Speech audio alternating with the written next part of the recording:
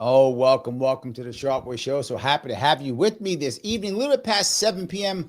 on the East Coast. And yes, I guess the thing that has been, I wasn't sure what I'd do the show on today. As always, I often pick my topics literally middle of the day. That's a common thing I do, sometimes right before the show. That does happen sometimes, but usually not. Usually I do have an idea of what I'm doing, but I used to have a thing where I would say, whatever the people are talking about now, I'm not going to talk about that. Like, I don't want to be the guy who talks about what everyone else is talking about. Then I thought to myself, no, but people want to talk about that stuff. So I probably should. And that's what made me think I'm going to talk about Trump's picks. Now, I know that Trump's picks are not done yet by any means. I'm well aware they're not done, and there's a whole lot more that he's going to pick and blah, blah, blah. But people are starting to get concerned for many reasons. And I thought we'd chat about it a little bit and kind of hear what you guys think about some of these too, because it really is an odd band of people, which I think he doesn't have much of a choice. I mean, to give credit where credit is due, or at least to put it in the right frame of mind, he's got a coalition of a whole lot of people. And as you've heard me say many times, that people just don't, too many people who love Trump don't want to hear this, but I have to be honest with them, and they need to hear this, which is the deep state isn't gone because Trump wins, right? But I go one step further. The Republican establishment hasn't gone away because Trump won either. I know Trump would like that to be true, and a lot of us like it to be true also. However, it is not. The Republican establishment still exists. It's still going to want what it wants. It's still going to fight and do what it can. Either way, it's still an issue, if that makes any sense. It doesn't just go away because, okay, now Trump won. So there are a lot of issues. Some I'm not really happy with. Some I don't care. Some just actually seem kind of funny. And some just seem kind of odd. Let me start with the big one. I think one of the biggest ones, if not the biggest one, which is Marco Rubio, Secretary of State.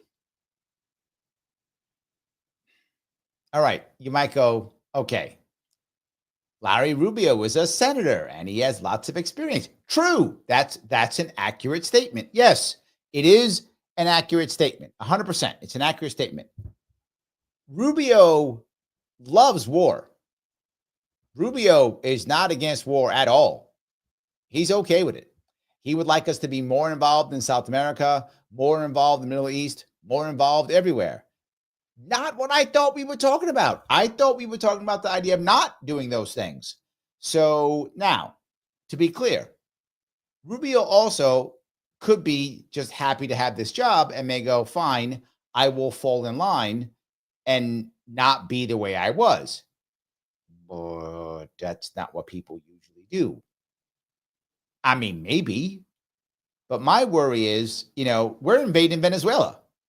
Like, I'm not even joking. Like, that's my worry, right? That forget it. We're invading Venezuela and we're putting troops into Argentina because Milei asked us to. Like, that kind of thing is what I'm worried about, right? That's the concern I have with someone like a Rubio. And if the Israelis decide we're going to war against Iran, I guess we are too. Like, we're just doing that. That's my concern. I hope I'm wrong on that. But man, that one does concern me. Of all of them, is that one. He is not a peace guy. He's about American power. Yeah, we might be invading Cuba. Like, that's where my head goes. We might be doing that. Like, that could be a thing. So, I mean, he's got family and friends there. You might want to say hi to him. So, I don't know. Andrea responds to me. Thank you for being a member, Andrea. Not a huge fan of Rubio, but I can see how it kind of shows strength like Bolton did. I don't know. Does Trump need somebody to show strength? He regretted Bolton tremendously. He regretted that move. I don't think Trump needs at all to have anybody to show strength. That's not Trump's problem. If that makes any sense, right? Trump's got other problems. That's not one of them. That thing drives me crazy. Dave, thank you for your input. Rubio was picked because of his Cuba policy. Others pointed out that Rubio actually stopped Trump from invading Venezuela back in Trump's first term. Oh, was that true? Dave just made me feel better. I hope that's true. I hope you're right. Kinzuga, my dear, how are you? I'm so concerned about Israel, Gaza. I feel like that conflict's the one to worry about. He is all in on Israel. Rubio, but so is Trump. They all are. I mean, they all are. They're all in, right? And to be clear, I'm not anti-Israel. People sometimes think I am because I tease of the all in. I am angry that it's no matter what. That's the problem. We should support our allies. I'm not against supporting our allies, but we support them no matter what. That's my problem. Like, no matter what. We no pull, no push, just whatever you want. That's my problem. So I agree with you on that one. He is all in on that. That piece is my worry on Rubio. So I'm not a huge Rubio fan at all. Not happy about that one single bit, but I hope I'm wrong. And I hope Dave is right. I hope Dave's right. And he doesn't want to invade Venezuela, because that's my worry that all that's going to happen. And it's not what I heard. So yeah. Danley says, thank you for being a member, Danley. Replacing the woke neocons with the anti-woke neocons. Well, that's that part wasn't my biggest issue, to be forward. I was like, get rid of neocons. I don't like the wokeism either, but if I have a choice between woke and neocon, I'd probably rather go woke. I don't know. I mean, as long as they're not neocons, let's, particularly in this area, right? There's other areas maybe I would care, but yeah, I get your point. I definitely get your point. And I think it might be true. Guys, by the way, if you like what we're talking about, I know you do, click the button known as like. I ask you because it matters. If you're watching on Twitter or Facebook, share this thing far and wide, please, so people can see it. We can talk about this. Also, if you haven't subscribed yet, please subscribe. Follow me on Facebook. Follow me on Twitter, all the things. We go back and forth. And here's the thing that you're not going to get. A lot of people are going to give you their 2 cents on each one of these people, however they feel, whatever they think. A lot of people are going to do that. But how many are going to have the conversation directly with you live? Not many. Not many at all. And that's what makes this show, I think, super special, that we have the conversations right here. And that's what I like about this. And I hope that you guys are enjoying it. If so, you can always super chat me, get your chat right to the front. Become a member if you want to. Click that join button on either Sharpe Way or Larry Sharpe YouTube. A member, $5 per month, keeps the show going so I can spend more time working on shows and less time working on other things, paying my bills. So I appreciate that. If you can do that, I would be very helpful. So let me keep going if I could.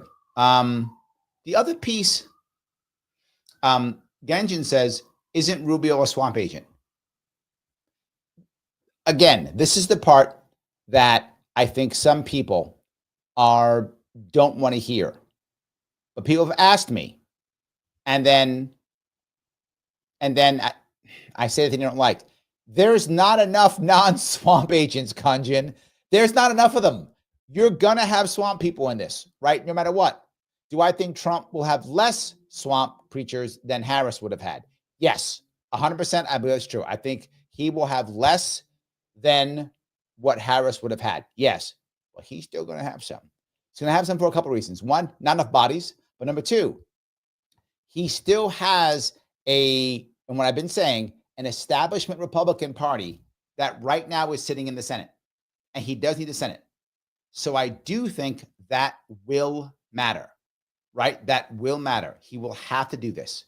That's the issue. He will have to do this. So Pete Clark, on time, brother. Thank you. The debt, 35 trillion, 936 billion, 765 million, $584,299.24. And as I spoke it got bigger. Yes, absolutely. It got bigger. Yes. I want to move, if I could, to another one, which is kind of personal, but not critical. Lee Zeldin. moving on to EPA. Personally, because I ran against him in theory in 2022 when I got kicked off the ballot. But him going to EPA, not mad about it. Good for him. He was able to shift himself from a congressperson to a governor to running a PAC to being head of EPA. He is now establishment as there. He's done. Good for him. He wanted to move in that direction. Congrats, I guess. All good. Only thing it does do is it does open up theoretically, somebody to run for governor now in 2026. I don't know who that person could be. Who could that person be who might consider running for governor in 26 now that Zeldin's out of the way? I don't know. Maybe somebody. I'm imagining some guy, probably a very handsome guy, who would decide to do that. That's all I'm saying. So in my piece, I do like the idea that he went off to EPA. That's not too shabby at all. I am happy about that part. So that's something, I guess. I guess there's some good part for that. See, there are some picks that I'm happy with. That's one right there. I'm happy with that pick. Well done. Now, one of the other crazy ones. Crazy. That's not crazy. Controversial maybe is better. Maybe.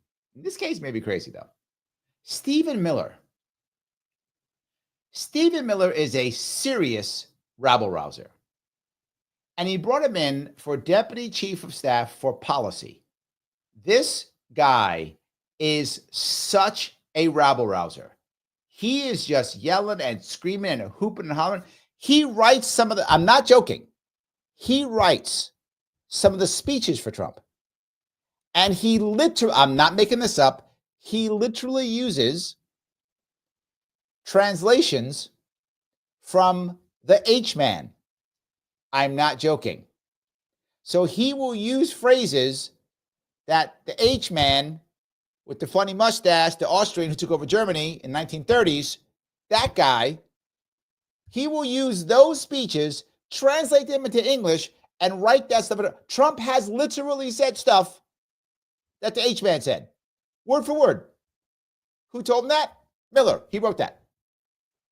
That's the guy he wants for policy. Maybe we building the trains and camps after all.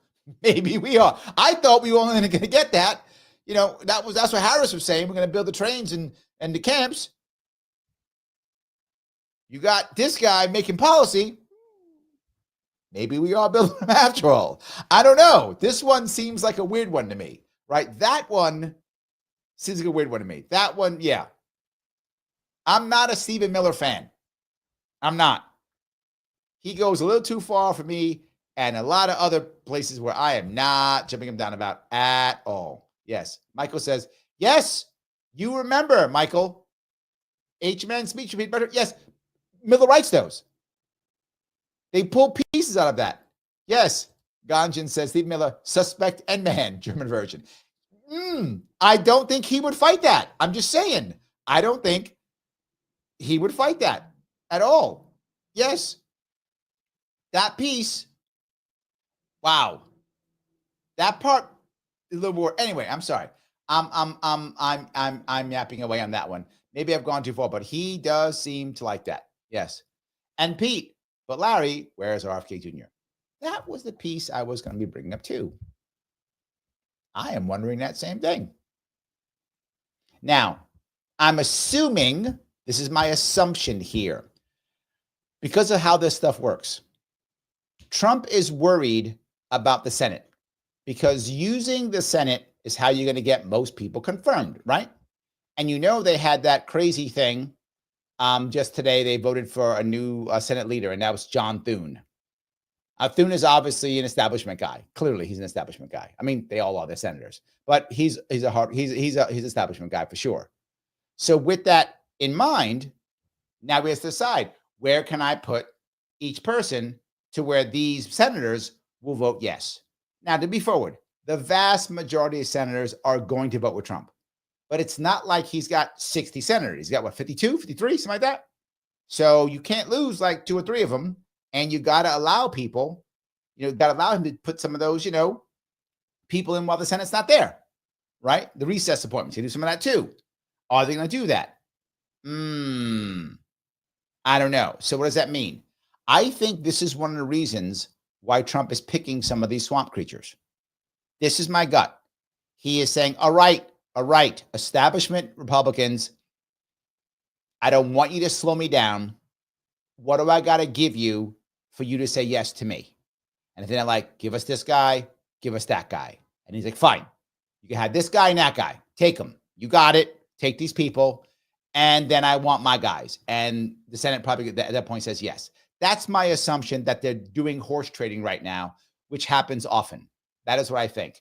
And I think they're trying to find a right place for Bobby. And if they don't have the right Senate, Bobby's not getting there. Does that make sense? I think if they don't have the right Senate, Bobby's not getting there. So yeah. And Andrew's the right thing. Dems will never confirm him. Correct. Remember, when it comes to RFK Jr., the Democrats see him as a traitor who must be destroyed. That is how they see him.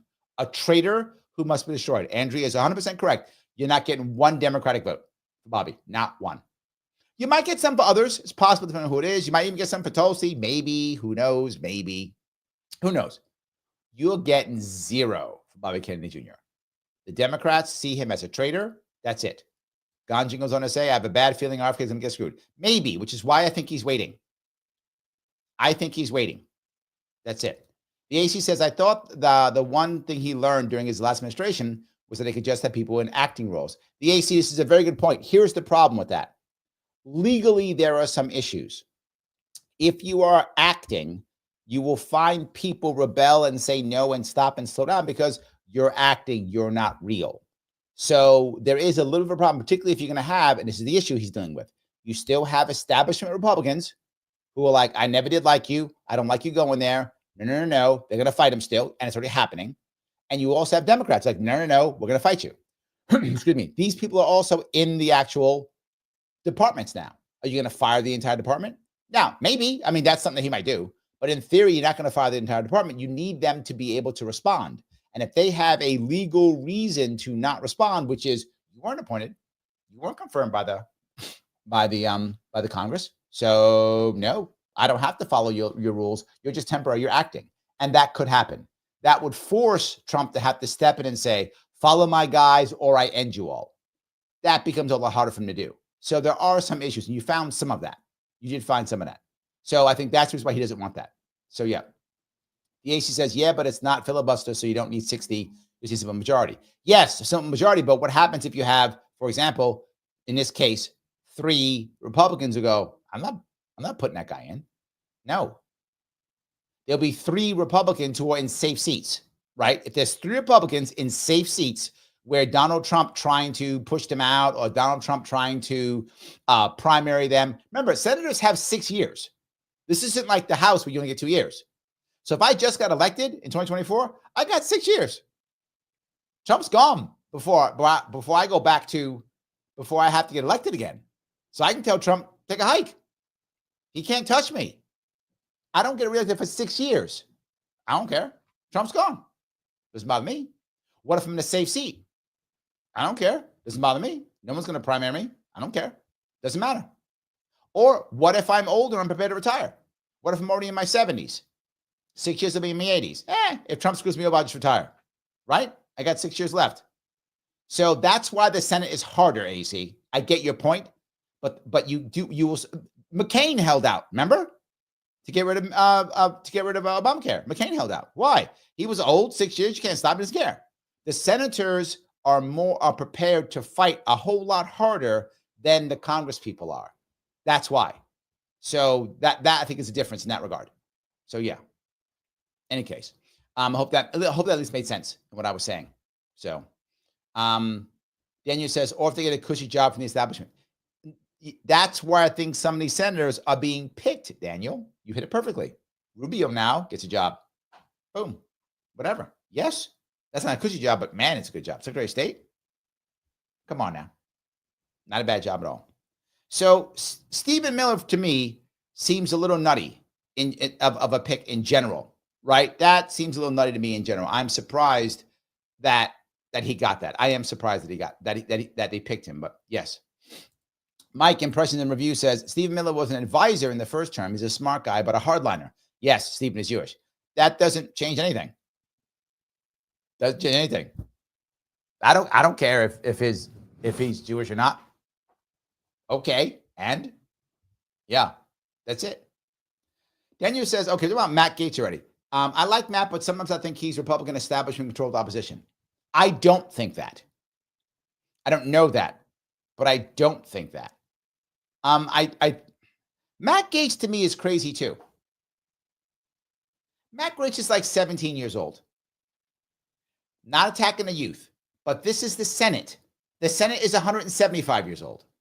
Like the average age in the Senate is 1 million.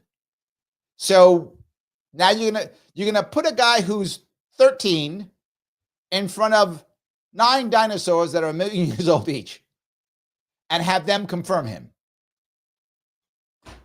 for AG. I mean, kudos to Gaetz for saying yes.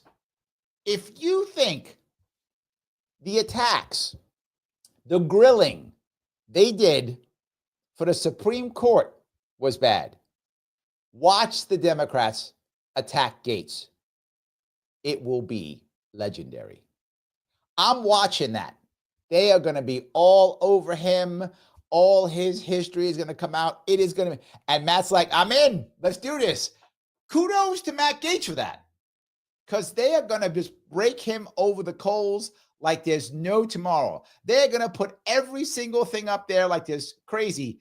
Oh my God. Oh my God. And he's going to be like, okay, let's do it. Yeah, Mike goes on. Matt is still on the ethics probe for minors. Yeah. Like that's not going to come out. Oh my God. Again, look, kudos to Gaetz for saying, all right, let's do it. Let's jump in there. But here's my other part. Gaetz is obviously vindictive. Now, I get where Trump is going with this. I think 2 things. Let me give you an interesting one. There's a story about the ancient Roman Emperor Caligula. Many of you maybe know about him. He was a terrible, terrible tyrant, a horrible emperor. Caligula comes from the name Little Boots because he was, without question, a spoiled brat who became emperor. And one of the things he did to show his power was he made his horse a senator. He made his horse a senator and demanded that the senators accept the horse as a senator. You might go, why would he do that? Many reasons, but one of them was to prove loyalty.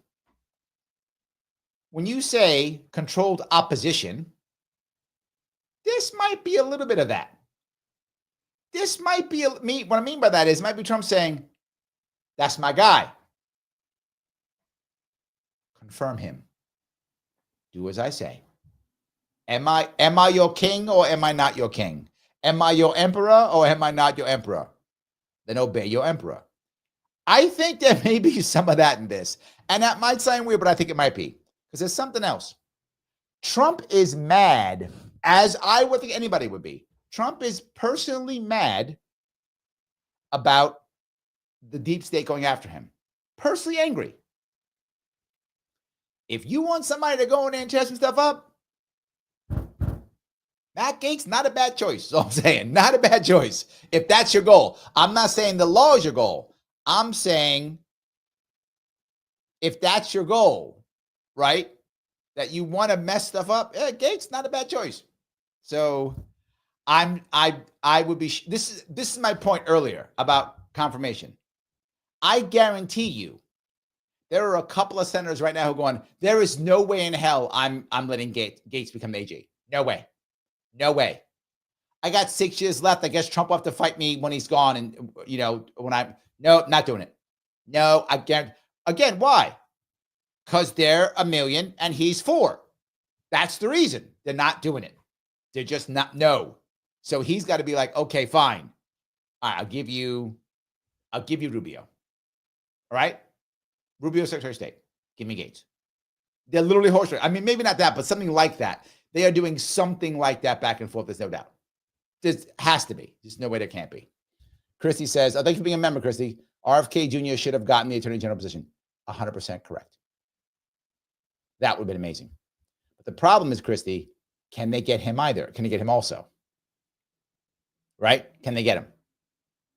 Now, if I am a Democrat, how do you think about putting in Gaetz? Like, do you go, hell no, he'll come after us all? Or do you go, this will be amazing? Yes. Like, what do you do? I don't know. Like, part of me just wants to watch it. Daniel says that he's a brawler. Yes. No, what, like or hate or whatever you think about Gaetz, the dude does not, he does not care. He will go and, like I told Gavin Newsom, don't like Gavin Newsom at all. Whatever you think of Gavin Newsom, he will go in and fight, guaranteed. This guy will fight, right? Andrea says, do you think Gaetz is enough dirt on the swamp creatures, though? Ooh, Andrea, look at you. You think he's had some of them same parties? The equivalent of the Diddy parties? He's had some of those? Maybe. I don't know. That would shut it down, wouldn't it? Yeah, that would shut it down 100%. If that was the case, that would shut it right down. So the Gaetz piece is very funny to me. That one I think is like, wow. Yeah. NW Knox 186 says, looks like he's given the neocons the foreign policy appointment distinction, putting his people in domestic policy positions. That might be what the gift is, right? And you might go, well, why would they rather have the foreign policy appointments, right? Why wouldn't they want domestic policy? Here's the reason why. The money's in foreign. That's the reason. The money's in foreign. The money's in the military industrial complex. That's where the money is. So the senators go, the $1 million senators go, give us foreign policy so we can keep getting paid. You take your domestic stuff, do what you want. I could see that. MW Knox, I could see that. I could see that being a thing. I'm not saying that's true, but that does make sense to me. I could definitely see them doing it. Yeah. Because then they get to still make their cash, put all the stuff in there. Yeah. Yeah. Daniel's on board. Yep, he agrees with that. It makes sense. I could definitely see that. 100%. Kintsugi says, dirty politics indeed. It's always about the cash, Kintsugi. It's always about the cash. Always, always, always. Yes. Rick, thanks for being a member, says, didn't Gaetz dish dirt already and get framed for that offense anyway? I don't think he dished the dirt, did he? Maybe. No, that was the other guy who dished the dirt. It wasn't him. It was another guy. It was another congressman who was dishing dirt on stuff. That wasn't Gaetz. Different guy. Different guy you're thinking. It was not that guy. He was Republican too, though, by the way. He was Republican too, yes. So, Deliberability, thank you for being a member, says, is Cuomo trying to run for governor too? I thought you were thinking New York mayor. Well, two things. Number one, Cuomo will try to do anything. I don't think he tried to run for governor again. I don't think so, but he might. Hochul is unpopular. If Cuomo tried to run for governor again, it will be a bloodbath. Why? Both of them have $20 million already in their coffers. Both do. It's 20 million against 20 million, literally in a primary. They're both Democrats. Unless Cuomo tries to run independent somehow. I mean, he could do it if he wanted to run independent. He could, but he'd probably run as Democrat. Is my assumption. Run against her in the primary. It will be a bloodbath. And Hochul would debate him, and Hochul will get slaughtered in debate. He would destroy her in debate. The problem is right now, Hochul has set herself up so well. What Hochul's skill set is in New York is she gives away jobs like it's nobody's business. And she's amazing at it. It's one of her, again, I'm not a fan, don't like her at all. She's a terrible governor. She's destroying my state.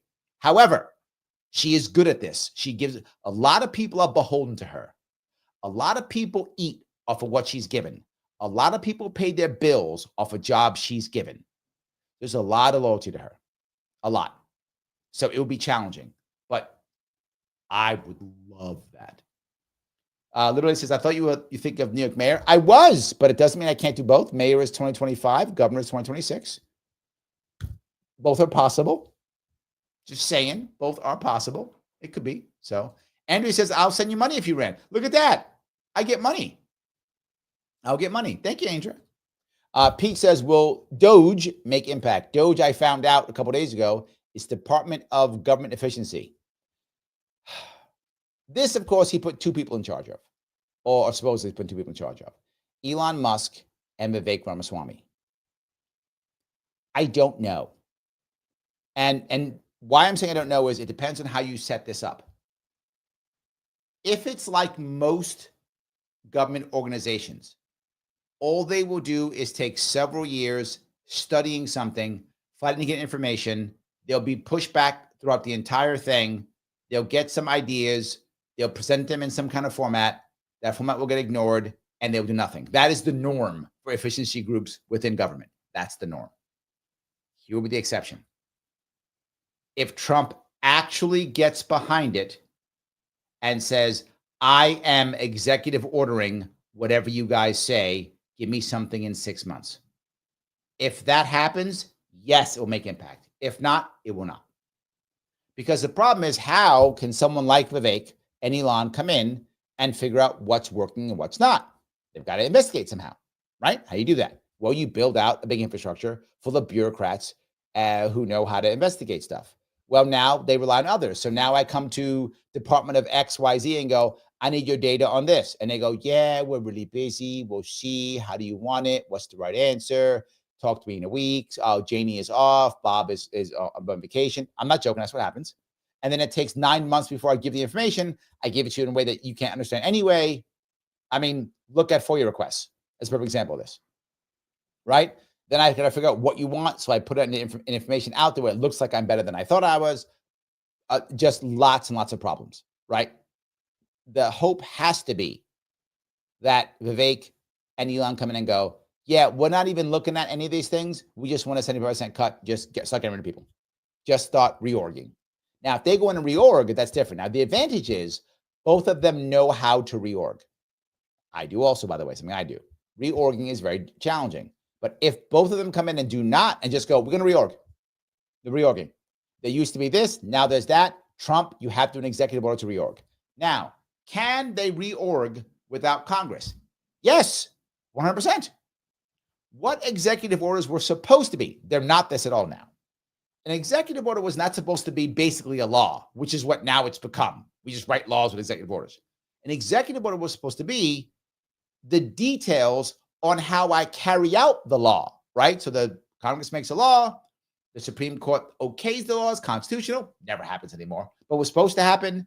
And then the president gets it, goes, okay, so now how do I carry this law out? Well, this is how, executive order. This is the things that we need to carry out the law. That's what's supposed to happen. So he can do it. He can say, you know what? We have a law that we have to have a department of this or that. Awesome. Here's how we're carrying it out. We're cutting it back by 85%. Totally legal. Can be done with an executive order. No worries whatsoever. They go, what about like, unions and such? He's not firing. He's reorging. That's how business get around it too, by the way. Same thing. I know. I've done it before. What you do is you reorg, and now no one's being fired. You're just reorganizing. Your job no longer exists. I'm not firing you. Your job doesn't exist. Done. So if they go that way, yes. If they go the old way, no. I hope that makes sense, at least what I'm saying. So I appreciate that that chunk. So let me grab, if I could, a couple more. Elise Stefanik, going to UN ambassador. That's just making sure that Israel has 2 ambassadors. That's it. That's all it does. That's it. That's Elise Stefanik. And again, good for her. Elise Stefanik put another great game. Look, as you hear me say, New Yorkers, they know how to make this work. Like, it's what we do. Like, we know how to maneuver through and get our way in government. We're good at that, right? You saw Lee Zeldin right up there. Well done, right? Lee Stefanik, well done. And they're both young and new. Just young and new. Lee Stefanik's not like in her 50s. She's young. She relatively new, number 3 in the Republican Party, and now UN ambassador. Well done, Elise. Well done. I mean, and now she get to go out and make speeches and tell people, whatever she wants to say with the UN and all that kind of good stuff, and yell at the Russians and shake your fist, all that cool stuff. It's great. Good for her. Yeah. Next guy I want to bring up is the border czar. I am scared. I am. Thomas Homan, here's why I'm scared. if he actually goes out and aggressively tries to throw out 20 million immigrants, boy, can that go horribly bad. And that is my worry, because he is a zealot. And zealots often don't care about other things. And they just decide, we are going down this road. Damn the torpedoes. Whatever happens, we're going down this road. And that opens it up for a lot of bad stuff. If they're going to actually try this thing, which sounds like a nightmare to me, I don't want a zealot. What I want is an operator, because there are so many ways that this can go south. If that makes any sense, right? I want an operator. I don't want a zealot. And I'm worried that he'll be a zealot. Mike thinks it's going to be okay. He goes, Homan will focus on criminals first. I hope that's true.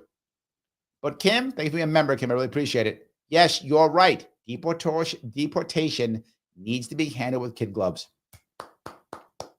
Yes, that is my worry. That's my issue. Yes. Daniel's reading our minds. I heard we can look forward to lots of ICE raids. Man, I am worried about that.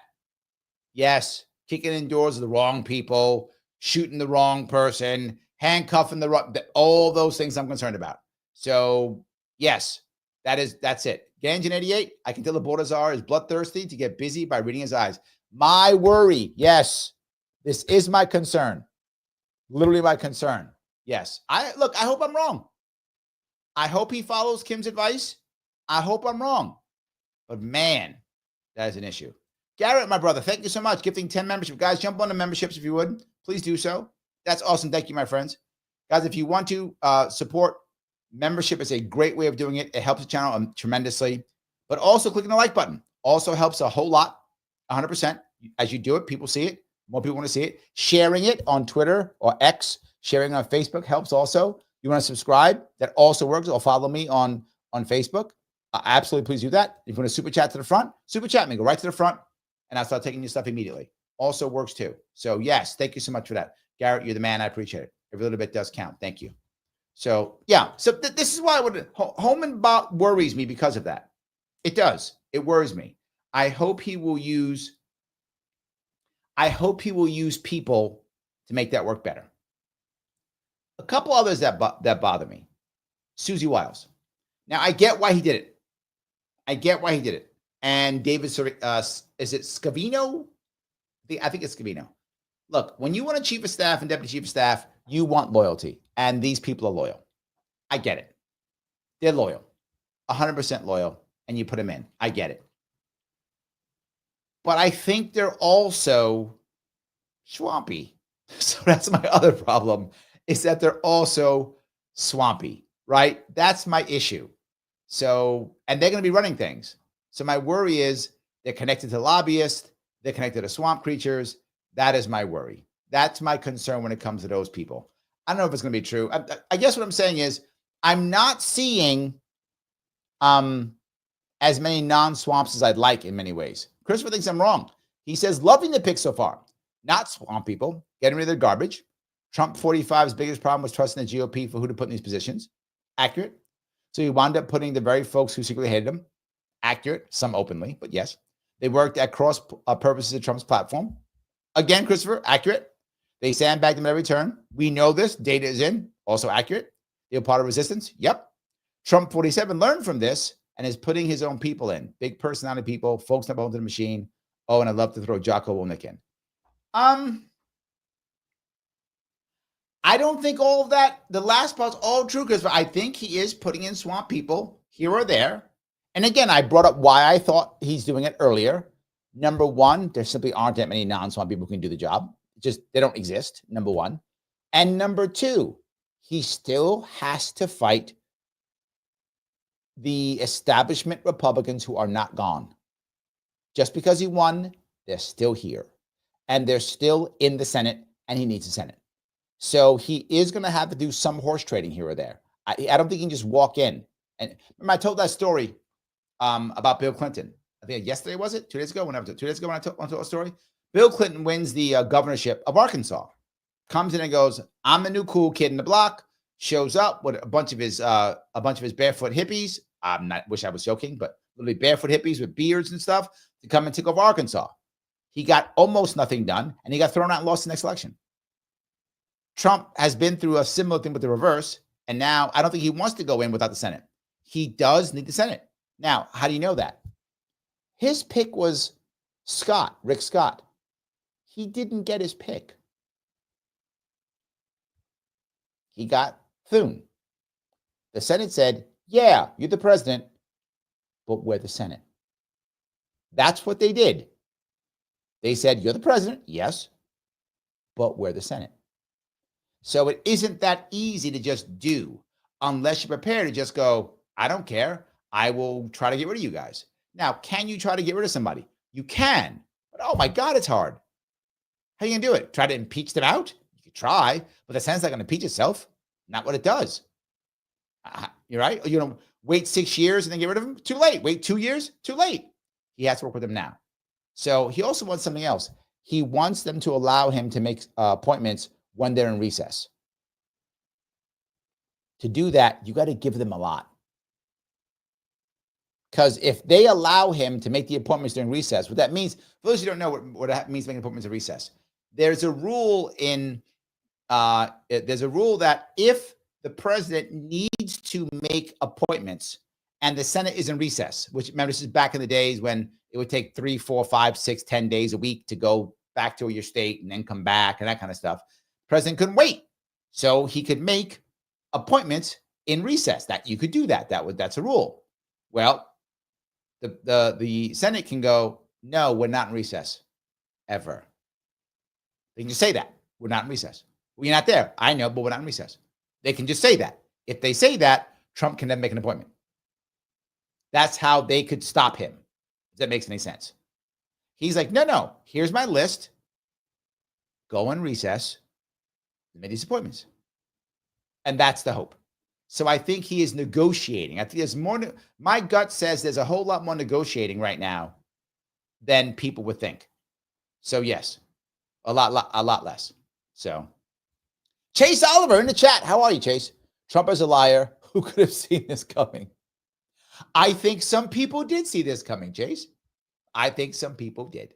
So yes, but we'll see. I have to try to be as hopeful as I can possibly be, is I guess what I could say.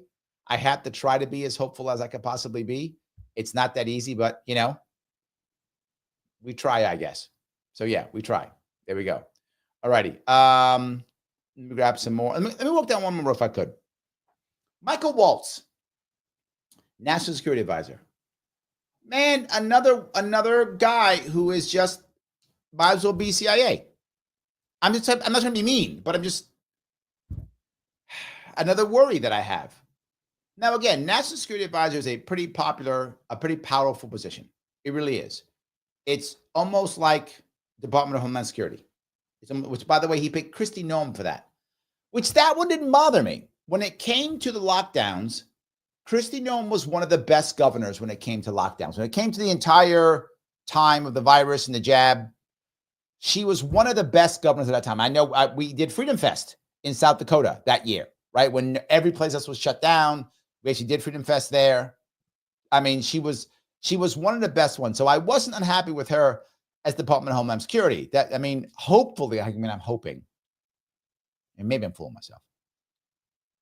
But I'm hoping that Kristi will bring that same style, that same thought process to Homeland Security and rely and bend towards not attacking, not being aggressive, not doing that stuff, right? All those things. Michael says, I voted for Chase. So did I. Yep, absolutely. Daniel says, hey, Chase. Yep, absolutely. So is that verified, Chase? I don't know. Maybe. If it's not, it's not. What are you going to do? It might be. If it is, Chase, how you doing, Chase? If it's not, what are you going to do? Hi, bot. If you're Chase bot, if you're a bot, whatever. So yes.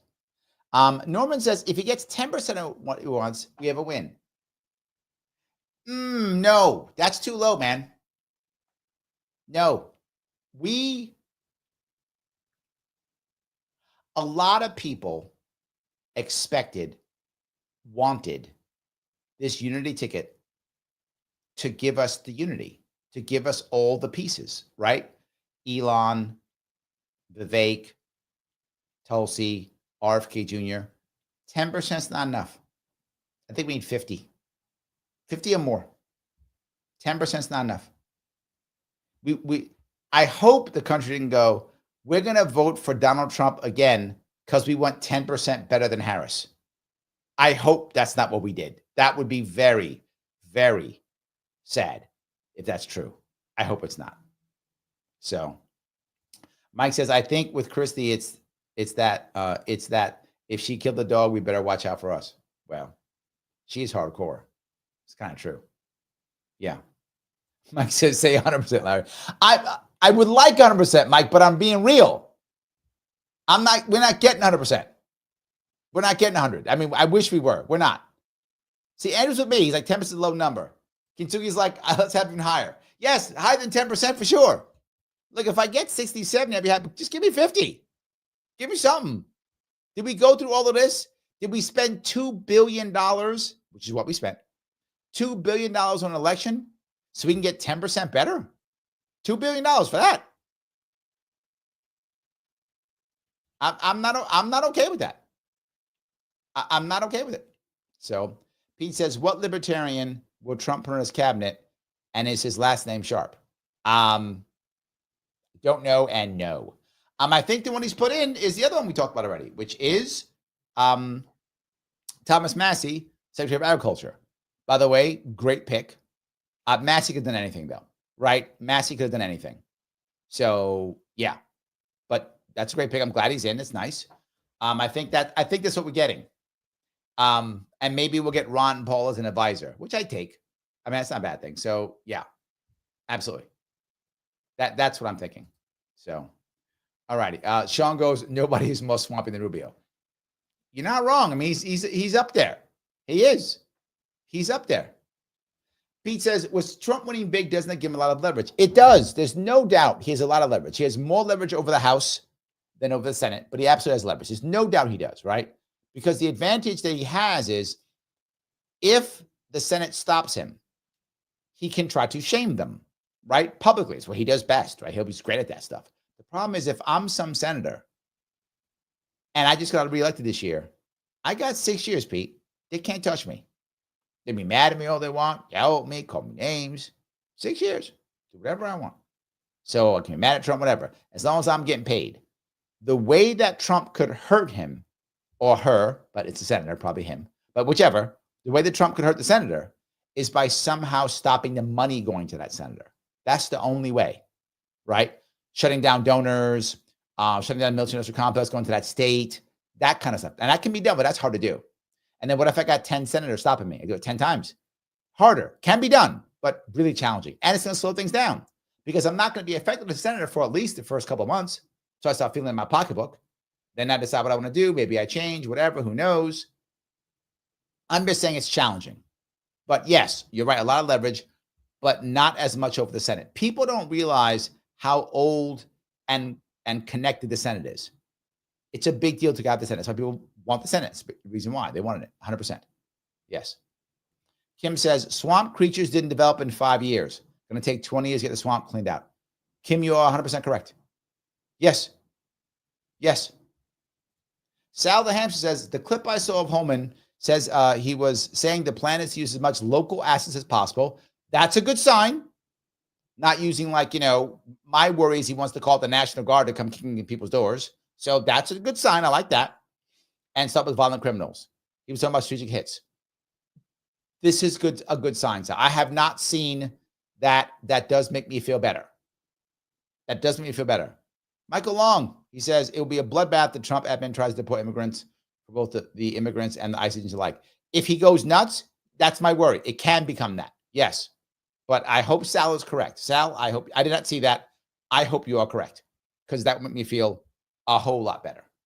So let me move, if I could, to Mike Huckabee, ambassador to Israel. I mean, could you give the man a better job? Huckabee. You were talking about like sleep supplements and selling pillows and stuff, and now you're doing this. Well done. Like Huckabee again, killing it. Like just killing it. Good for these guys. There we go. Good for these guys. So, Michael, thank you for being a member. Angela McCarter for press secretary. Okay, I see where you're going. No. So, yes. Andrea says, happy with Tulsi as DNI.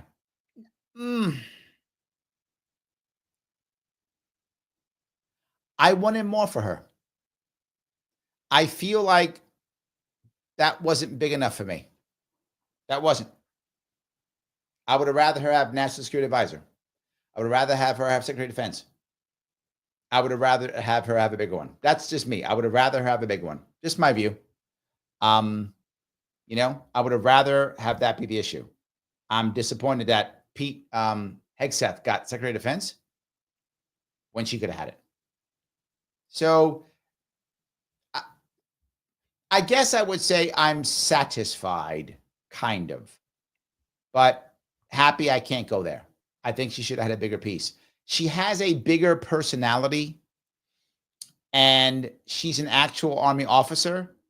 She can lead and get things done. I'm not saying that Pete can't do it. I don't know if he can. I'm not saying, but I know she can. I don't know if he can. And Secretary of Defense is freaking huge. How many people in Secretary of Defense? Thousands? There's got to be thousands of people in that. Probably 2,000 to 3,000 in that department. Got to be 2,000 to 3,000 people, right? So do I want a guy who was in the military and then a guy who was a TV talk show host running 3,000, 2,000, whatever the number is, people? Or do I want an Army officer who served in combat, having to deal with hundreds of thousands of people already? She's Lieutenant Colonel. I'm going to go with Tulsi on that one, Andrea. I'm just saying, if I got to pick the two, I'm going with that. But so, yeah, I'm not jumping up and down. It's okay, but not great. Noah, how are you? Larry, I have a feeling Donald Trump shouldn't announce where RFK will be before January. It gives them time to mount defense to shut RFK out. Yes and no. I get what you're saying. I do. The problem is already we're antsy. So you want to keep us antsy for another 45 days? There's already people like, is he going to screw him over? Is he going to screw RFK over? There's already there. I think he was just waiting to see what happened in the Senate. This I don't know, but I know how it works in general, right? So I don't know details. I don't have inside knowledge to this. I just know how it tends to work. There's horse trading right now, Noah. They're deciding, what do I got to get that vote? What do I got to get? What are you okay with me putting, RFK in? What are you not? Where are we going with this? Do I got to yell and scream at you? Do I got to threaten you? Right? Do I got to take your seat from you? Do I got to primary you in 2 years? Is that what I got to do to get rid of you? That kind of threat and carrot and stick back and forth, all those bombs that we're making for Ukraine? We could not make them in your state. We can make them in another guy's state. Really? What are you talking about? That's 1,000 jobs in my state. Yeah, gone. And they're going to go to his state. Why? He's going to give me RFK. What are you going to give me? That kind of stuff is going to be happening all over the place. So my gut says that each of his people are walking that road. And one of the people who's probably doing it is probably chief of staff. And I can guarantee you Stephen Miller is all in. He's got both boots in. That guy's not going to lunch. He is too busy on the phone yelling at people right now. Guaranteed. Right? Guaranteed. He's not eating. He's not eating unless he's going to eat with somebody who's going to yell at and say, you better give my guy Trump what he says. There's that stuff happening too. So yeah, I think that's what's happening back and forth. I agree with you conceptually, but I can't see, does he really want to keep us waiting that long, right? That's my word. Does he really want to keep us waiting that long? I don't know. Anyway, so, all righty. Andrea says you could put him on some sort of religious freedom committee or something. I would have been cool with it. George Santos for press secretary. That would be amazing. That would be amazing. I would love that. Oh my God, yes. I'm in. That's the one I want. Yes. Noah goes on to say, Larry Huckabee's an Israel first guy. Yes, of course he is. Look, I wish we could find somebody in our freaking government who wasn't Israel first. Again, I'm not anti-Israel. People think sometimes I am because I'm not 100% jumping them down. Israel's fine. One of our allies. Let's support our allies. I'm okay with that. But we support Israel no matter what. It doesn't matter what they do, how we do it. Yes, here's more money. Here's more. Here's more. Take more. How about go, okay, we support you, but don't do this or talk this way or do that. Or when we tell you to not do something, don't do it. I don't care. We're Israel. Do whatever we want, whatever. And you're going to keep paying. And we go, yes. I wish there was somebody who wasn't that way. So, yes, he absolutely is one. All the clips circulating right on him demonstrates this. Mm-hmm. Isn't it kind of scary? We had a bunch of Israel first people in DT's cabinet far. Yes. But he is too. And don't be wrong. So's Harris. So it wasn't like there was there were several non-Israel first options for us. None of them were viable, sadly. Right? I think both Jill Stein and Chase Oliver they were America first, Israel second. I think both of them. Well, actually, Jill Stein's kind of anti-Israel. So she's kind of anti-Israel. Chase was just not Israel first. But Jill Stein's kind of anti-Israel. So there were other options. They just weren't viable. The only options that we had were viable. Sadly, both are Israel first. So, yes. Mike says, yeah, I thought Tulsi for Secretary of Defense. I did too. Right? Andrew goes on to say, I thought Tulsi would go for VA. That would also have worked. VA is also a large organization. Right? Look, Army officers run large organizations. That's literally what they do. That's their job. Why wouldn't you put that? Mad Nomad says, I do not feel like Tulsi's in the right position. I agree with that. Yes. The position she's in is much more of a solo position.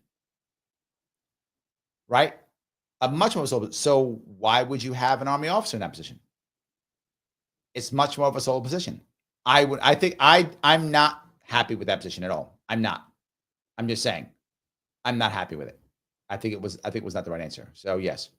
Joel says Tulsi would have worked to keep us out of conflicts across the globe unless it's actually called for. Well, in theory, that's why I'd rather have her be National Security Advisor. Because the Director of National Intelligence, if I understand how the system works, reports to the National Security Advisor and the President. I think that's how that works. If my line is correct, I think that's how that works. But I would rather her be the one who deciphers everything and makes more of a decision and gives more options, right? Because when stuff bad happens, right, across the world, generally speaking, the president doesn't go, okay, let me do all my homework now. That's not what usually happens. What usually happens is his group of people, maybe his Secretary of Defense, maybe his National Security Advisor, whomever, will show up in his office and go, this just happened. Here are your options. Option 5, 10, 50, whatever, 2 options, 80, whatever. Here are your options. Now, the problem is the person who delivers those options is curating options. Joel, to your point, if Tulsi is just giving information and not curating options, President Trump may not see any options that aren't war. You see my point? I want someone who will put the options in front of him that are not war. Doesn't mean you should never go to war. All I'm saying is the president should have all the options. Here's the bomb them option. Here's the smack them around option. Here's the do something else other than bomb them. Here's do nothing option, right? Here are all the options, right? Here are all the options. Not, okay, do we bomb them like starting tomorrow or do we bomb them starting now? That's not the options I want him to have. And my worry is guys like Steve Miller were like, no, bomb them now or in 10 minutes. Which option do you want? We wait 10 minutes, we have to bomb them more because we have to put more bombs in the plane. Which one do you want? That's my worry is that will happen. So yeah, I get what you're saying. That's my worry. So Michael Moskowitz says, not allowed to have active military as Secretary of Defense. Yes, we do it already. That way now. What are you talking about? They stopped that years ago. It's not supposed to, but they do it already. Our Secretary of Defense was literally in uniform. What are you talking about? Absolutely not. Yeah. Yeah, Michael, you are incorrect, my friend. It's just not how it works. And 2 things. One, it's incorrect, and she could just resign. Right? Who's our secretary? Hold on. Who the hell is our secretary right now? the hell's that guy's name? I should know the guy's name. Hold on, let me check it right now. U.S. Secretary of Defense. Yeah, okay, Lloyd Austin. He's literally running around in uniform. Literally. Runs around in uniform all the time. Yeah. So yeah, absolutely. Former general? I don't know, general, right? Yeah, general. Yeah, absolutely. So yes. There we go. Wasn't exceptions made for Lloyd Austin and Mattis. There we go. 100%. Yeah, so exceptions are made. It's not a thing. So Jean's with me. She says, I agree that Gabbard should have gotten something better. I'm with you. I think Gabbard did not get the right thing. Kinsuga's on my side. Love Israel, but support no matter what is wild. Yes. Agreed. There's got to be some. No, don't bomb these people. Don't do this. Don't do this. Yeah, something. I'm with you. Kinsuga, you and I on the same page. 100%. Let me head down, though, to Pete. Pete Hegseth. This guy is, I think the issue is with him, is he is utterly anti-woke. Like big time anti-woke. And I get it. Totally get it. I understand the worry and the feel. And we talked about this from the Marine Corps birthday. The idea that, recruitment is down, more masculinity is required, blah, blah. I get it. I do. My worry is that going to be his number one issue? If you want to try to get rid of some of that, I get it, right? I do. I get it. You want to get rid of some of that. Totally get that. I'm with you. Let's do it. If that's going to be his priority, that's my worry. And I feel like Trump has a vendetta. And I think some of the people he's put in place is to enforce his will for his vendetta. I think Matt Gaetz can be one of them. And I think Pete might be another two. It's possible that both of them are put in to enforce his vendetta. That is my concern. It could be that. And I would like us to make sure that that's not a primary goal, but a goal is to make us stronger, obviously, and to focus in the right areas, right? Those types of things. I hope that's true. My worry is, though, Pete's not going to make the military smaller. He's not. We're not tearing down the military industrial complex. That's not happening. Again, wasn't going to happen with Harris either, right? It's what I want, but I'm not getting what I want, clearly. I'm not getting what I want. I wish I was getting what I want. But yeah, I'm not. I would like us to not keep going to war and stop some of that. So that'd be nice. So hopefully we'll get that. But I don't see that at all. So anyway, Pete goes totally out of the way. Thank you, Pete, for going totally out of the way. Big question tonight, Jake Paul or Mike Tyson? If I had to guess, I think Jake Paul, only because I think that the age gap might be too big for Tyson. Tyson in his prime, not even close Tyson. Tyson's been out of it for a long time and got injured. So I'm going to guess Paul because Tyson's age and injuries. That is my guess. But again, in his prime, not even close. In his prime, Paul is slaughtered. In Mike Tyson's prime, Paul is slaughtered. But Mike Tyson he's freaking my age. Just saying. I'm an old ass man. That's all I'm saying. So anyway, I'm teasing. I'm not that old, but compared to Jake Paul, I am, I guess. So yes, absolutely. Mike says maybe Trump feels like Pete will be more of a yes man than Tulsi. I think that's true. I think that's true. Yes. Becky says Matt Gaetz at least hasn't taken money from AIPAC and voted against the anti-Semitism bill because it would have made parts of the Bible illegal. Yeah, look, there's some interesting things about him. I'm not saying he's bad. I'm just saying he has to go to the Senate, and he's as anti-Senate as they can be. That's my issue. So yeah. All right. So that's my worry about him. I hope that he will take that time and to not focus on only that part, right? That's that's it. So Noah says, Larry, the kind of guy that has regrets, and you have any right now. This is not an AMA, but I'll take that one. I have so many regrets. I have made lots of errors across my life, many of them. I've tried my best to learn from them to the best of my ability. I tend to admit them when people ask me, but I don't talk about them much because it's not helpful to talk about them. Sometimes it can make you feel worse if you talk about it. Sometimes it can't. Depends on who you are. My worry is if I focus on my regrets, then I'm unable to move forward. And I don't want to be, everybody, no matter who they are, will have a pity party sometimes. And pity parties are normal and natural, and I think sometimes healthy. The question is your pity party 5 minutes, 5 days, 5 weeks, 5 months, 5 years, or 5 decades? And Noah, if you know a lot of people, you know there are people who their pity party is forever. Never ends. So I get it. Sometimes we want to put our head in our hands and cry. Sometimes we want to, get that figurative tub of ice cream and watch a sad movie and cry all night. Okay, I get it. People do that. They do. The question becomes, at what point do you stop? At what point do you go, I've cried enough. I felt sorry for myself enough. And now it's time to move forward. And I've had many of those days in my life, many mistakes that I made. My biggest regret, and I tell my children this, my biggest regret is not thinking bigger earlier. That is my biggest regret. I wish I had thought bigger earlier in my life. I didn't start thinking big at all until maybe I was in my 30s.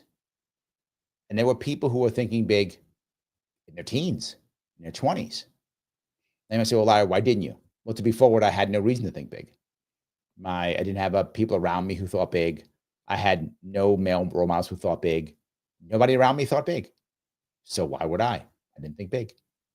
And then when I got older, I thought, why am I not as successful as these guys? I could be successful too. Start thinking bigger. So I wish I had thought bigger faster. That is my biggest regret that I have. And that's why my daughters are not doing that. My daughters are rocking and rolling early. My oldest one, I'm so proud, she's graduating 2 years earlier from college. Because I'm like, get out of college. Get your degree, get out as fast as you can. Think big. College is small ball. And she's out. She's actually coming home this week. She'll be graduating, only 20 years old, graduating college with a 4-year degree. So yes, I get my kids to think big fast. I wish I had thought bigger faster. So I think that's it. If I had thought bigger faster and I'd run for governor, not in 2018, but it's in 2014 or 2010, I'd be the governor. I'm not joking. That's not an exaggeration, because the way the laws landed, if I had run earlier, the lessons I had learned, I would have done in 2010 and 2014. I would have been in debates in 2014, because there were debates in 2014. By 2018, my third run, I would have won. I would have learned my lessons in 2010 and 2014, and I would have won in 2018. I would have run the governorship. But I didn't start until 2018, 8 years late. Now the laws have all changed. Everything's trashed. Everything's changed. Yeah, all bad. So I hope I answered your question. Think big early. I tell people this all the time. The later you start thinking bigger, the more regret you're going to have. Think big early. Remember something, for all of you who are thinking that you want to make a change in your life or do something special. Remember, as a general rule, for you to be really good at something, whatever that thing is, it takes 10 years. 10 years. 10 years to be really great at something. I got involved in politics seriously around 2014, 2016. It's been 8 years. Now I know my stuff. I didn't know this stuff in 2014. Didn't know it. Took me 10 years. Now I know my stuff. Now you ask me a question, I have an answer. Now you know people, I know people. Took me 10 years. Takes you 10 years. Make your change. Work on it now. Takes 10 years. So I hope I answered your question. So Joseph says, I have the same regrets as you, Larry. Yep. Same regrets. I know, brother. I know. Think big early. I wish I had. Genshin says, you're right. Working to move past my regrets. I'm 35. Yes. 10 years, man. Here's the good part about this. The good part about this is, as tough as it is in many realms that we work in, change in today's world is much easier than it's ever been. Learning new things, making shifts, changing is easier than it's ever been. So that's the good part. The sad part is people judge you publicly all the time. You got to push through all that stuff. The reason why it takes 10 years, one important reason is Most people won't put in the 10 years. They won't. If they don't see success, they'll stop. If they see failure, they'll quit. If they see failure, they'll fall back into the pity party, which slows them down. Same thing. The pity party slows them down. Pity party slows them down.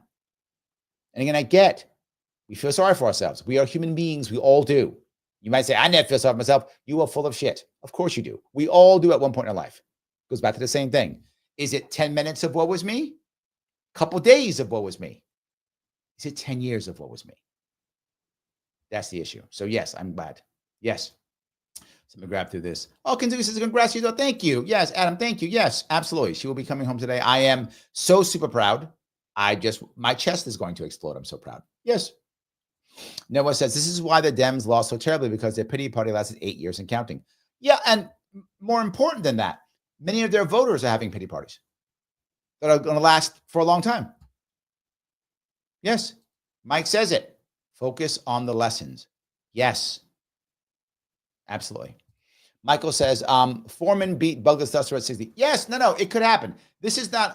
I'm not saying guaranteed Tyson's going to lose. I think your point's a valid one. Foreman was a force of nature.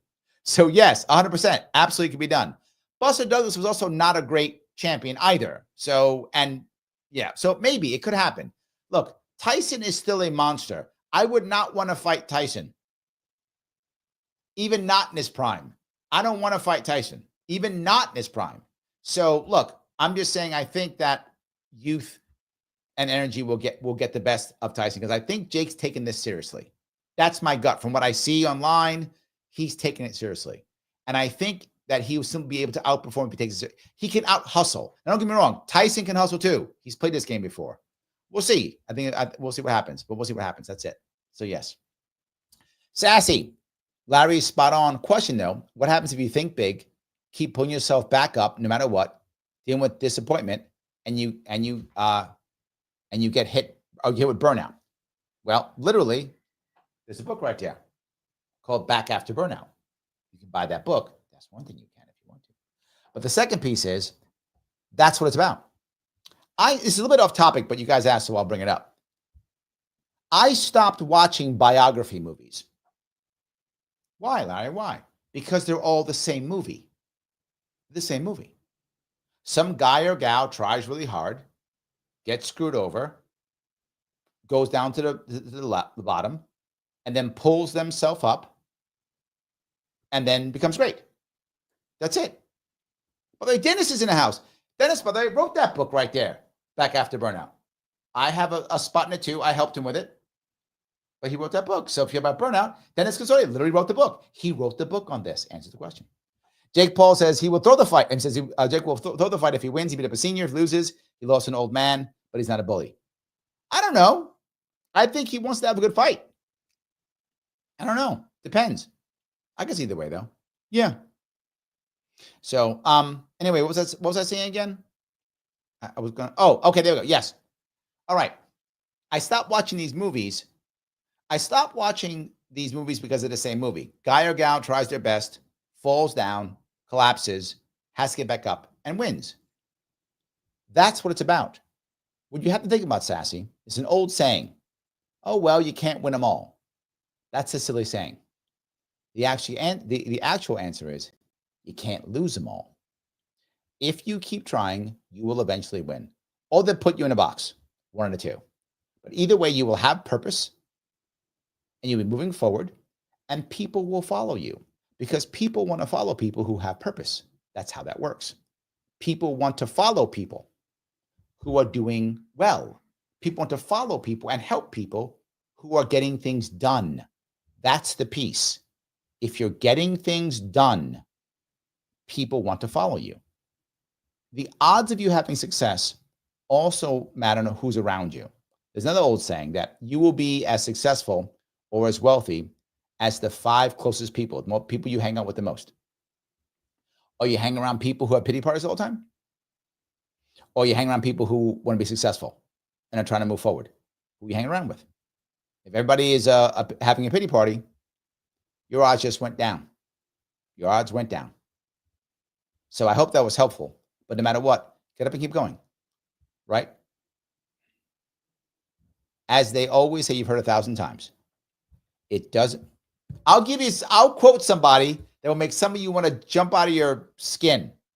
I'm going to quote Al Sharpton. Yes, Al Sharpton. Al Sharpton wrote a book years ago, probably in the 90s. It's called Al on America when he was running for president. I read his book. I know, I'm a geek. I read all these stupid books. But I did. I read his book. And in his book, he said something that was great. He said, if you come and knock me down, that's on you. If you come back a week later and I'm still on the ground, that's on me. As simple as that is reality. Life will beat you up, Sassy, all the time. Doesn't matter how smart you are, how rich you are, how good looking you are. Doesn't matter. I'm good looking and I get beat up. Just saying. Doesn't matter how smart you are, what family you come from. When life wants to throw you down, you're getting thrown down. Done. You're getting it. The question is, will you get up or not? And if you get up, are people going to follow you? And I think the more you get up, the more people follow you. So I know I went a little bit long on that one, but I hope that was clear. Genshin says, my mom having a pity party, annoying one at worst. She's accusing Russia of helping Trump with win, not a pleasant person to talk to. She's about being second-class citizen like pre-1960s. Yeah, I hope she's going to get out of that. I hope she is. It's the only way for her to be happy, right? People who are in pity parties cannot be happy. They simply cannot be happy, right? They will eventually have to move forward. Kinsugi, thank you for sharing. My regret is living in fear. There are a lot of people who feel the same way as you, and thank you for sharing that. It is a tough thing to deal with, right? Fear, but most people who are fearful think, how can I move forward? I'm not brave like you. I'm fearful. But here's the thing to remember. Bravery is not being fearless. Bravery is having fear and still moving forward. That's what it actually is. And the most important piece about living in fear is making one step. There's actually a way to treat people with phobias, believe it or not. And I'll give you a piece. It's that's a distraction technique. Some people use different distraction techniques. Some people use that tapping thing. You've seen that tapping thing? They act like tapping is magic. Tapping is magic. It's not magic. It's just distraction. You can use distraction to get around fear because fear is you focusing on that fear. Distraction pulls your brain off of the fear. So you can use distraction to get past your fear. An example might be something like this. Say, Kintugi, you are afraid of spiders. I'm making this up. You're afraid of spiders. And I want to introduce you to a spider. There's a spider in that box. I want you to go to that box. You'd be like, I can't do it. Oh my God.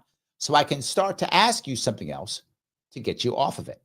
Like, okay, how far do you think it is from the box to the spider right now? Can you tell me how far it is? I'm scared of the spider. I'm not asking. I'm asking you, how far is it from you to the box? Well, I don't know. Just tell me about how far it is. What do you think? Give me a guess. And I'm not doing this because I care how far it is. I'm taking your mind off the spider.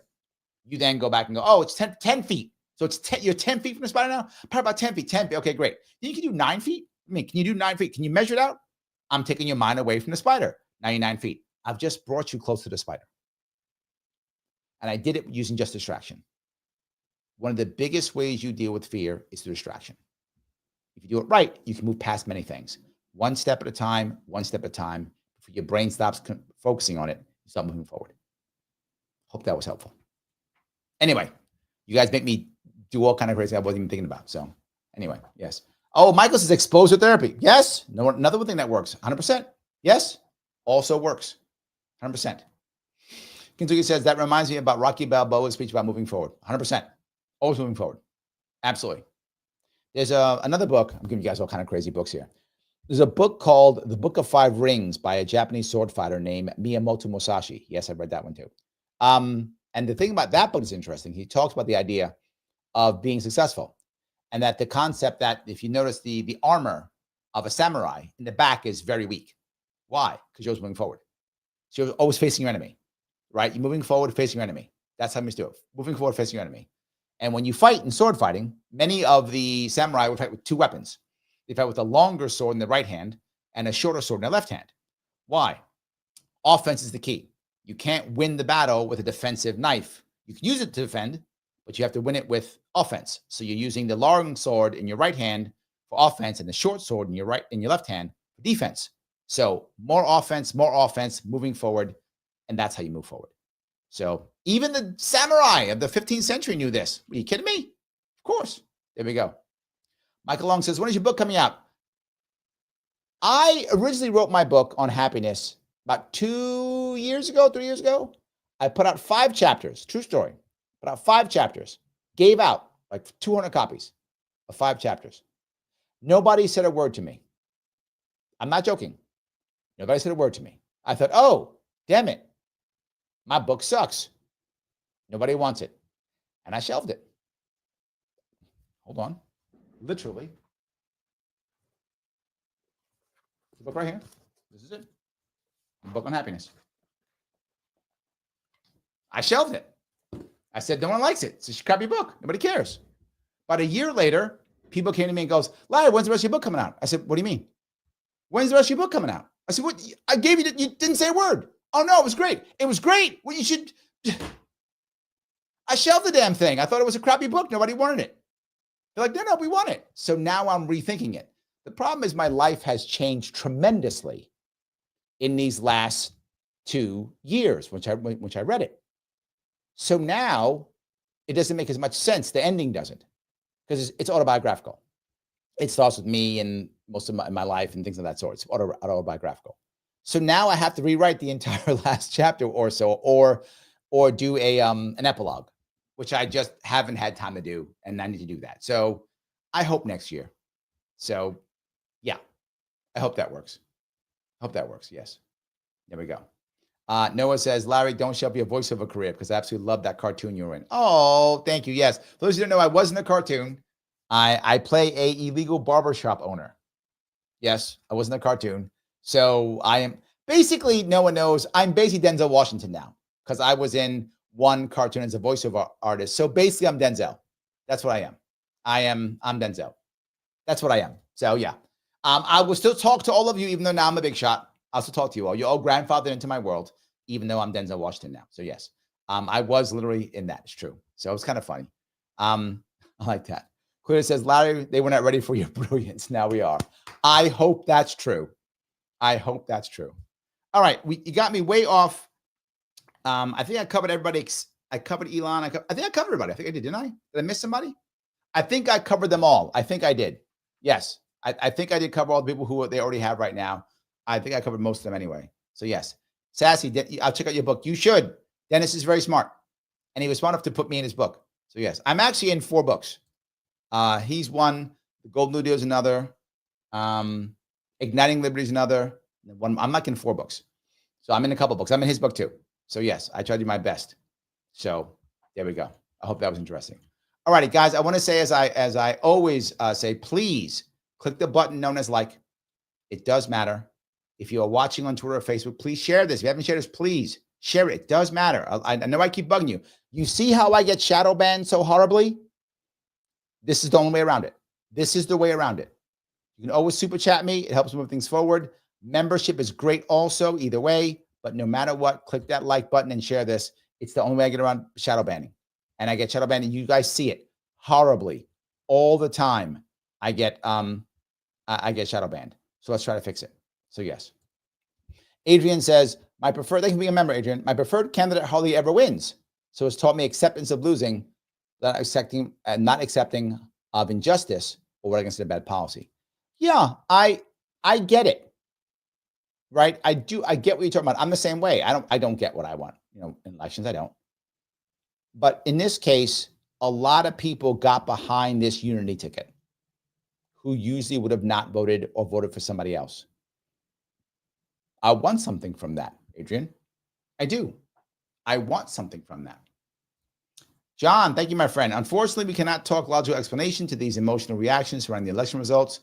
Joe Walsh is still calling Tulsi a Russian asset. I know. It's not that. Yeah, I agree. Yeah. Kinsugi says, it's a great idea. I need to find more ways to distract myself. Well, there's something else you can do too, right? It depends upon what part of where you are in life. One of them is distraction. The other one is focus on another person who you love or care about. I'll give you a couple of other tactics you can use. So if there's something you think you should achieve or do, and you're afraid of it for whatever reason that might be, does this thing you're not doing affect somebody else that you care about? Focus on them. Say there's something you want to do that would say affect your mom. I'm making it would affect your mom, and you're not doing it, and now your mom is affected by it. Your mom is somehow not happy or sad or hurt in some way, shape, or form. If that's true, okay, focus on her. So if me not doing this, my fear is hurting this person that I love. Focus on her. I got to make sure for her. I do it for her. That could also help depending upon the situation and where you are in life. But that could work. Other thing you do is, if you want to achieve something, whatever that thing is, you want to, I don't know, quit smoking. I don't know, I'm making that. What was the thing you want to do that you're afraid of doing? You're afraid of failure, whatever the case may be. Tell 2 people what you intend to do. And the number one thing is the first step. I want you to ask yourself this question. It's an important question to ask yourself. For me to do the thing I want to do, what is not the outcome, because the longer term outcome is very scary. The first thing I have to do to make this thing happen, say you want to get a new job. I'm making this up, get a new job. That's what you want to do. I want to get a new job. Okay. And you're afraid because the job you have, if you lose it, the world's going to end. You don't want to try something new. You're afraid. Okay. What's the first step to getting a new job? Whatever that first step is. Well, I have so many things to do. I didn't ask that question. What is the first thing? And you decide the first thing is, again, I'm making this up, changing your LinkedIn profile. That's the first thing you should do. Okay, great. That's the first thing. I'm not asking you to do a job. I'm not asking you to go searching. I'm not asking you to put out resumes. I'm asking you the first step, which is change your LinkedIn profile. The first step. Now, when you do that, you tell 2 people this. Tell someone you love and someone you respect. They may not be the same person. If you love and respect them, they get only one of those, not 2. For sake of argument, you love your mom and you have a teacher you still respect. So you respect a teacher. You tell your teacher you're going to do it. You tell your mom you're going to do it. You must tell them exactly when. I'm doing it by next Tuesday. I'm going to change my LinkedIn profile. Hey, mom, I'm looking for a new job. I'm going to go change my LinkedIn profile.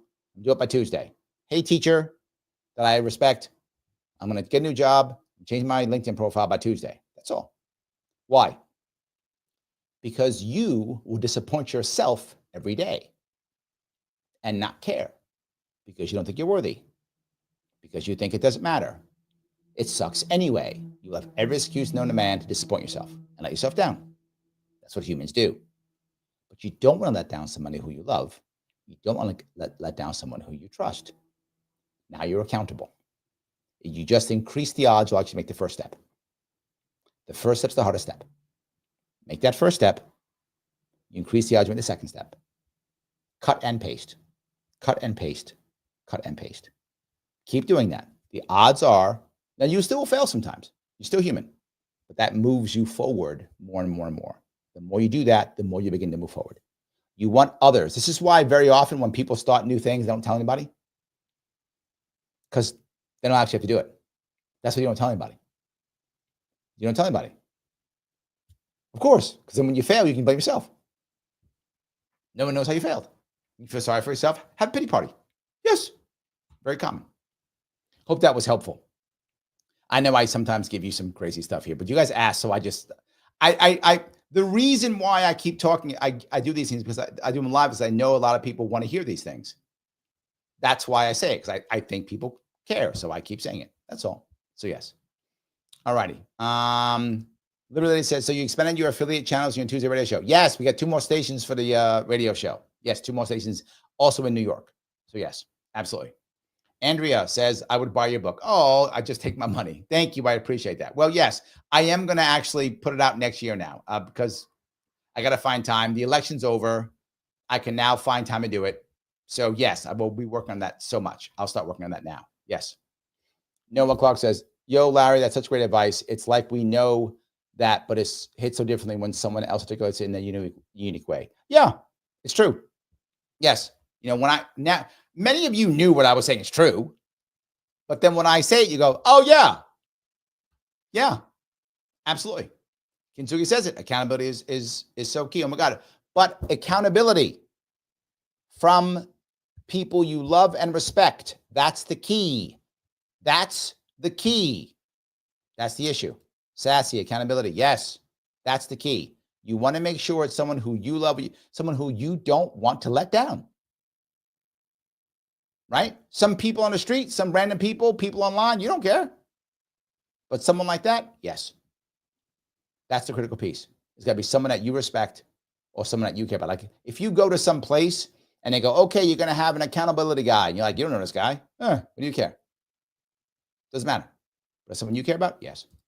Adrian says, focus on what you are grateful for, count your blessings, and it can reset your brain. Make a list of goals, big and small, and focus on that. Let me give you another piece to think about. Maybe if I could. When you look at the things, the reasons why your life isn't where you want it to be, whatever that thing is, right? You're unhappy with your life, wherever it is. Okay. The question you have to ask yourself is a couple things. Number one, does it have to be permanent? Odds are no. Sometimes it is, like if you lose a limb or something. All right, well, you're always going to lose a limb. All right, it's permanent. I got it. But if it's not permanent, okay, it's not permanent. If it's not permanent, it's not that bad. That's it. It's not permanent. Not that bad. Okay, but what if it is permanent? What if you have an issue that is permanent?